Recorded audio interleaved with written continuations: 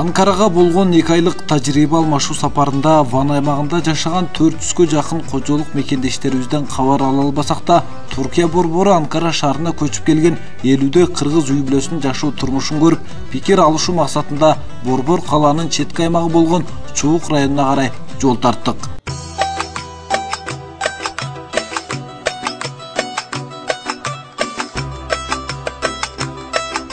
Чубук районуна жетүү шаардан ары 1,5 сааттык жол. Бул аралыкта улам токтоп, түрк туугандардын жоктон бар кылган эмгегине суктанып жаттык.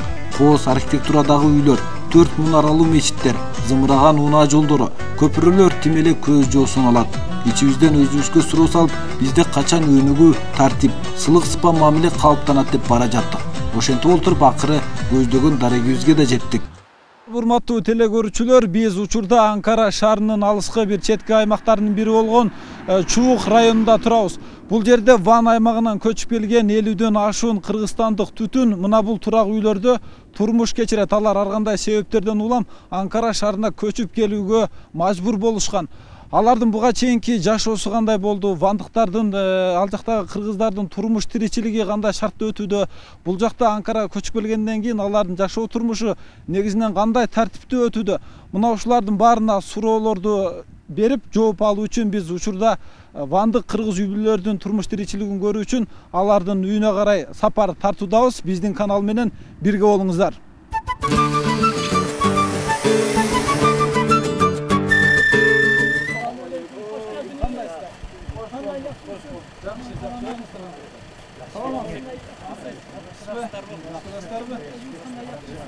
Биздин келерибизден кабары бар вандык жана жергиликтүү кыргыздар жылуу, жумшак, сылык сыпа мамиле менен тосуп алышты.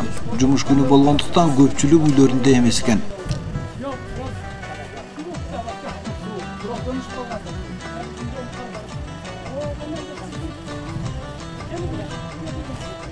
Памир тоолорунда төрөлүп чоңойгон кандаштарыбыз менен жолугушуп турганыбызга сүйүнүп жаттык. Булардын ата журтубузга кетсек дегенде көздөрү төрт. Кыргызстанды көрүшөт элек. Бирок дилин, өздүгүн, ата тегин унут элек. Бири-бирибиз менен амандашканча дароо эле ал акыбалыбызды сурашып, суроо жоопко өттүк. Биз азыр ушул Анкара шаарындагы жашап жаткан бандык кыргыздардын үйүнө келип, бул жерде конокто отурабыз. Азыр бул аксакалдар менен ал акыбалын сурашак. Кандай эл журт тынчпы жашап турасыздарбы? Кышта кыйналбай? Жакшы, Кудайга шүгүр тынчпыз. Сууктан жакшы көрөт, ысык көрөт. Онда биздин өзүбүздүн айылдагыдай печкеге от калаган жок, от жаккан жок. Мында калып баары жакшы. Durumumuz жакшы. Эми Кудайга шүгүрүккө турумдукка кечимибизди сактап келе жатат.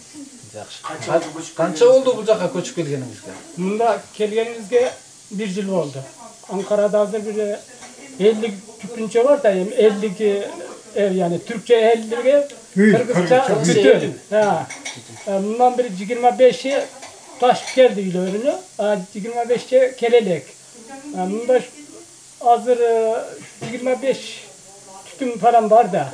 Bunda yakşı, durumumuz köp yakşı. Bunda Türkiye devletinden Allah razı olsun, bizge yakşı karab jatat. Köp yakşı durabız ana.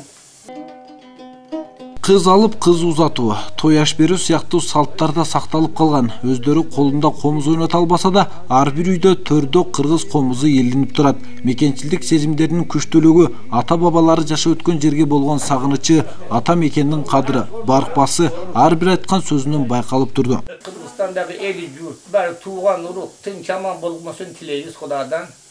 Кудай насип кылган болсо бири-бирибизге барып келелебиз. Дагы 1-2 жол бардым, келдим. Дагы да бар bir жерде болсок деген үмүт кылабыз. Билетиңиз болобу болбой күндөн күнгө пастап кетип бара жатат. Бала баркабыз болсун, кызыбыз да башка мындагы желлик менен үйлөнүп кетип жатат. Башкадан бир нерсени келинди алып жатабыз. Ана ошондой болуп Кыргызстанда үмүтүбүз азайып кетип бара жатат эми. Ватаныбызда барабыз. Көп кызып барабыз. Бар 1-2 ай, 3 ай, 4 ай мен жүрүп келем, 6 айдан да жүрүп келем.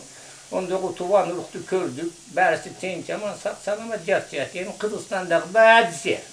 Birisinin ikisinin atını açsam, kalganı kapı olur. Bütün Kırgızistan'daki tuvan uruk, jar cemaat, milisesi olsun, Ermiyadakisiz olsun, Filistinli olsun, belki Çin cedimde sıksalarını da aytarım. Анкарага Ван аймагынан кыргыздардын көчүп келе баштоосунун себеби жергиликтүү тургундар менен болгон пикир келишпестиктер экен.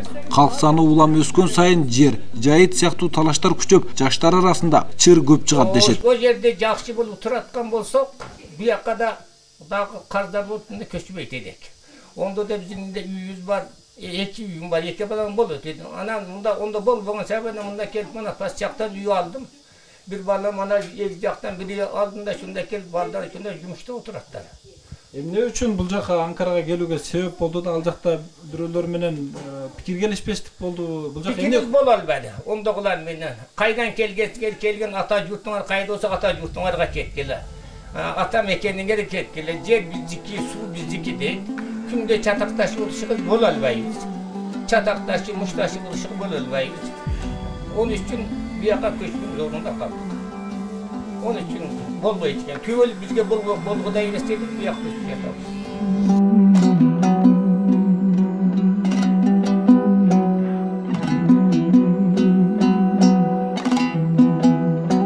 Вандык кыргыздар латын алфавитин гана таанып окуй алат. Кириллицаны билишпейт. Азырынча Анкарага көчүп келген 50 түтүн үй бүлөнүн ичинен бир гана ушул үйдүн кенже уулу Жеңиш гана өздөштүргөн. Колуна тийген кыргызча китептерди барактап, үйүндөгүлөргө кошо окуп берет. Мен ушул кыргызчаны айылдан чыкканда окууга барганымда, ошол окулда ушул жакка келген университетте окуган байкелер бар. Алар менен тааныша кетип, алар мага китап берген эди бирөө. Мен буну алдым, карадым, буну түшүнө албадым оңду. Анан мен буну түшүнөм деп интернеттен буну араштырдым, кирилчени.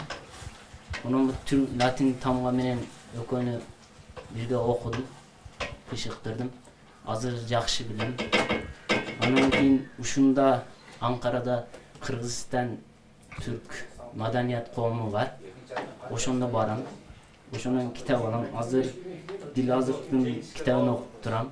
Асыл адамдар сапаттары деген. Онун дагы Кыргыздар деген бурун китап барды. Ушуну университетте бир байке берген эди. Ошонун алып окудум.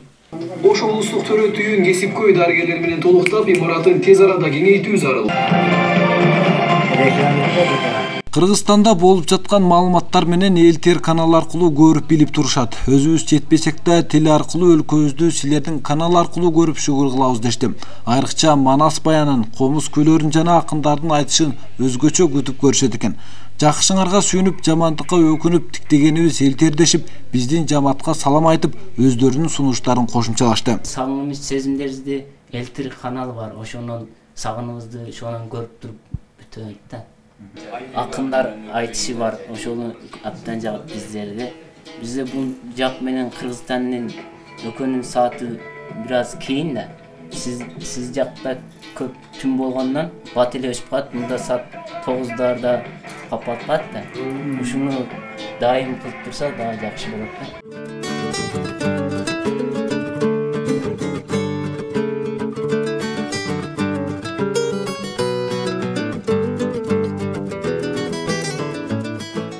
Негизи кыз келиндер ошол Ванда болобу, Анкарада болобу кыргыз тамак аштары тууралуу билесиздерби? Беш бармак. Беш бармакты билебиз. Биз казан каттама кылабыз, көмөчтөнгө каттама кылабыз, боорсок кылабыз, чабаты кылабыз, казан каттама кылабыз. Айны кыргыздын немеси биздики ирпа. Ирпадасы. Анан беш бармак жасап жейсиздер өзүңүз? Беш бармакта жасап жейбиз өзүбүз. Унуткан жоксуздар демек? Жок, унутпадык биз өзүбүздүн немебиз. Сиз азыр эмне тамак жасап отырсуз? Мен 3 күн кара жатам. Бул түрк ашы? Түрктүн ашы. Өзүбүздүн дашыбыз шол. Түрктүн дашы шол. Бизде колубуздан келген шо каттамабызды кылабыз, күрүчүбүздү кылабыз. Чабатыбыз бар, ону кылабыз, каттамабыз бар, муну кылабыз. Орогон деп ону кылабыз. Чабаты деп дагы башка бир немебиз бар, ону кылабыз. Салдача деп ону кылабыз. Биздин өзүбүздүн кыргыздын ашы болор. Кыргыздын ашы. Памылдан келгенде эле кылат эдик олорду биз. Памирде кичинеңизден жүрүп чогойдуңуз да, Памирде. Памирда мен 9 жашымда келгенмин. Памирден Ванга 9 жашыңызда. 9 жашымда. Демек, сіздерге ошол Памирден эле баштап үйрөтүп да тамак. Демек, сіздер да үйрөтүп атасыздарбы өзүңүздөрдүн кыздарыңыздарга? Biz de kızlarımızga үйрөтөбүз. Kızlarımız үйрөнөт. Kızlarımыздын колунан her аш келет. Анан азыр бул тамагыңыз? Азыр буну күрүч. Охо. Колум күйдү. Колум күйдү. Бул түрк ашы, кыргыз ашы. Кыргыз эл ашы бул. Кыргыз эл ашы. Биз кыргызыбызда бүт эле ашыбыз ушул. Буну аш күрүч кылгалы жатабыз. Анан кыз берүүдө сеп даярдоо барбы сиздерде? Кызга сеп берүү, калың берүү сиздерде сакталганбы азыр? Бар бизде. Bir kızga kança kalın veriledi sizden? Bir kızga hazır dolar, 2-3 bin dolar veririz. Oğlumuzga zayıf at versek. Kızımızı versek, mesela onu da alırız. Kızımızga alırız, oğlumuzga da veririz de. Oğlumuzdan gelgen yardımımızdıca. Ana sep dayardığında kanday tertipte jürөт sizlerde? Bizde kanday dediniz olmayınca. Sep, kızga sep dayardaşlar. Kızga, bohça. Sizlerde bohça da Çeyizde ben Türk'te çeyiz deyip, bizde de şu kızımızlarda çeyiz ele olup geldice.